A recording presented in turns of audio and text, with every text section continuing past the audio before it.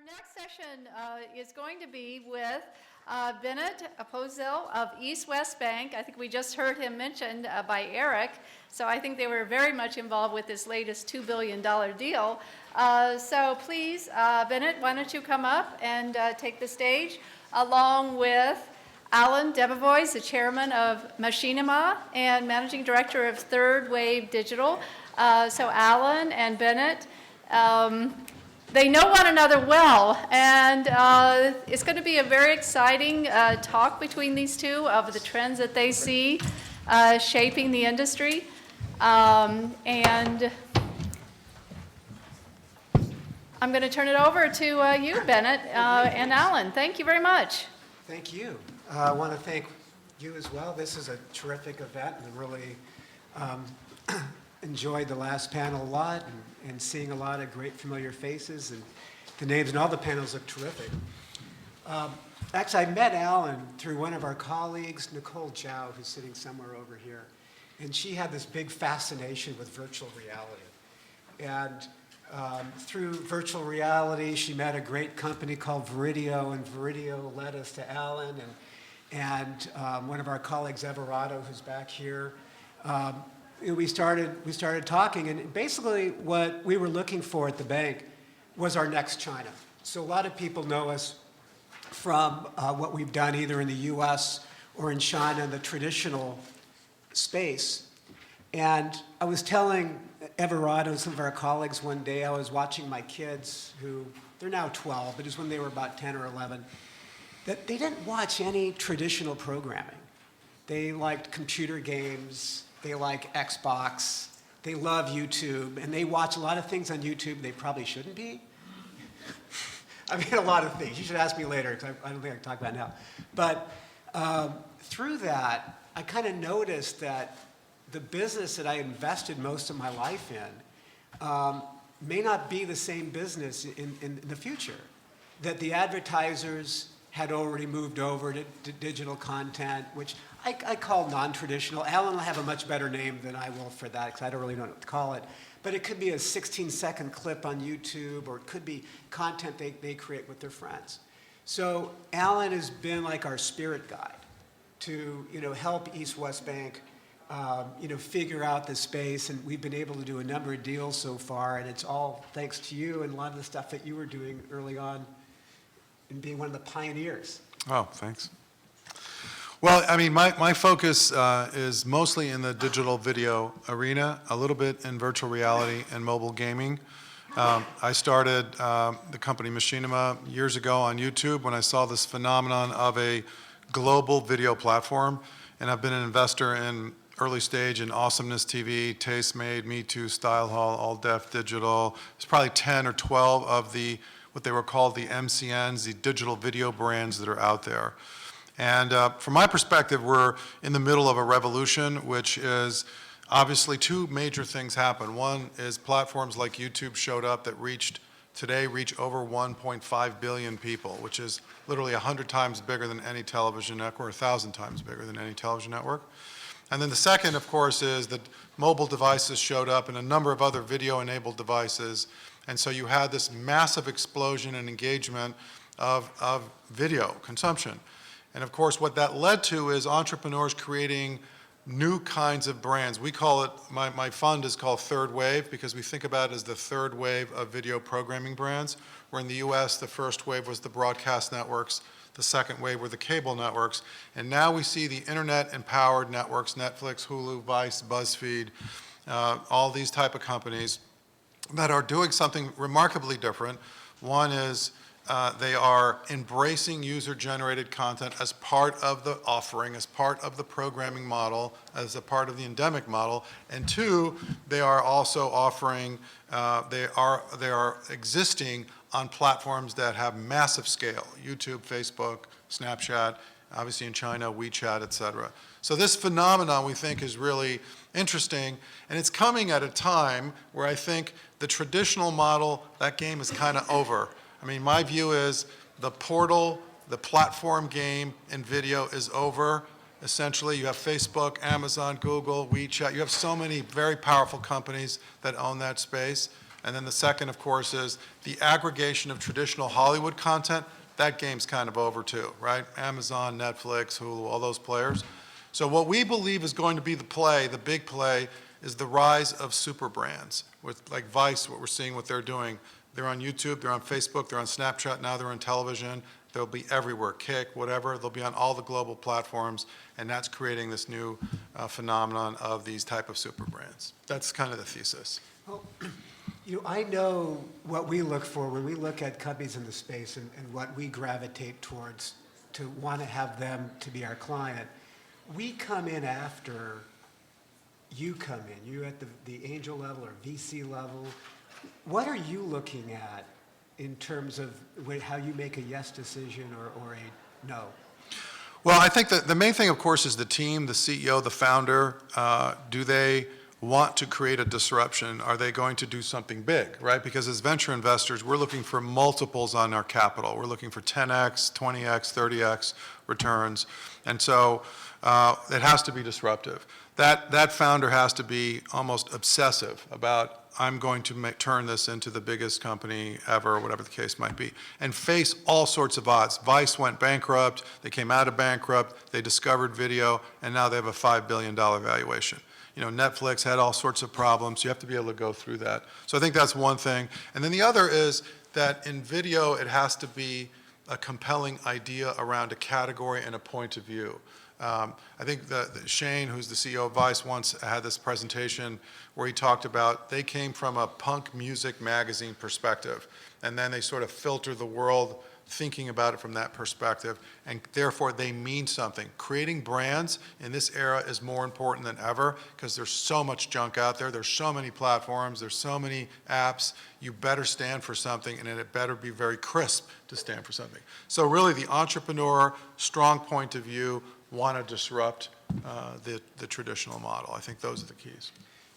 When we look at traditional film content, I think our last guests, who were here, talking about The Great Wall, or if they want to talk about, X-Men or other movies at Fox, it seemed to travel, everywhere throughout the world. And so, it's very star-driven.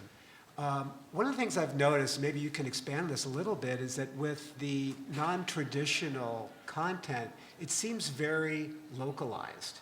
It doesn't seem, for example, like my kid's favorite YouTube is D's Nuts. I don't know if you guys know that one. It's only 16 seconds. You can play it later. And I was watching a movie recently with my kids. We were in the movie theater. It was probably an R-rated comedy, so I can't mention what it was because you'd think I'm a bad dad, for that. But, like one kid yells out one of the taglines in that 16 seconds, who wasn't even with my kids. This is somewhere on the other side of the audience. So my son Oliver, responds, and everybody's laughing. And so, locally, we see how everybody's connecting off just some knucklehead who had 16 seconds, and from 16 seconds probably has like 100 million followers on it. So what is your view in terms of this localized content and when it travels and when it doesn't? Yeah, I think we see both things, right? One thing about these platforms like YouTube and Facebook outside of China, and of course in China, WeChat, Youku, other platforms, but in terms of a lot of these brands is you can make certain content and you can reach the entire world practically, right? Which is unheard of. If you think about traditional television, it's very localized, right? CBS means a lot here, means nothing in other countries. Whereas these brands are literally, and they get audience, and so there's a certain kind of content, like say gaming content, which is very global.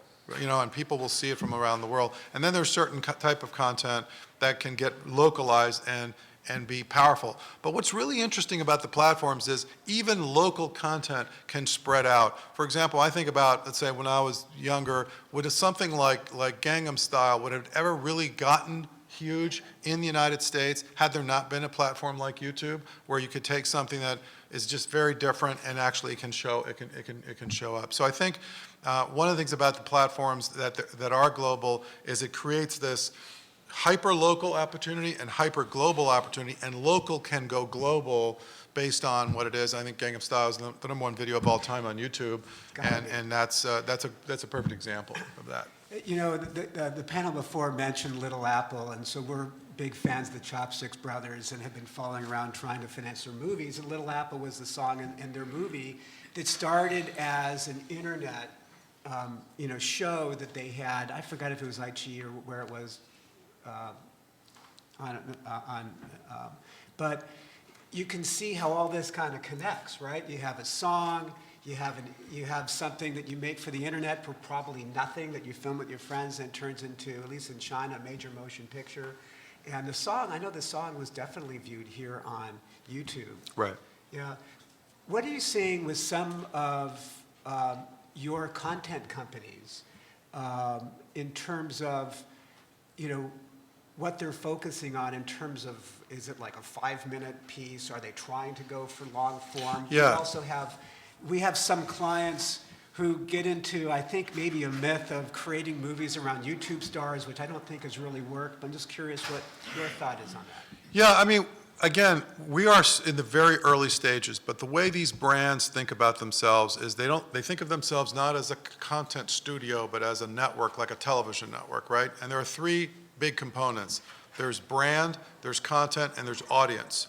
And so most of the companies think about 2 types of competency. One competency is we have to be incredibly good at the digital super platforms.